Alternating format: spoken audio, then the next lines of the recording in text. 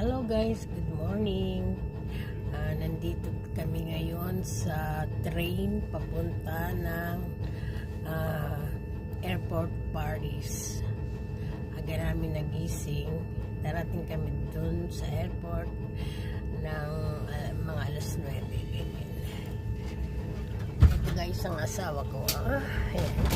Nasa first class daw kami. Ito na pala ang first class nila ngayon. Pero hindi kami naupo talaga doon sa upuan namin talaga. Kasi medyo mahaba, malayo yung lakarin.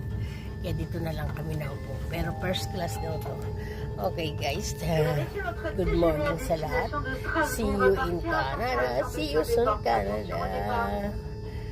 Ilang oras na lang kami. Malapit na. Ayan guys.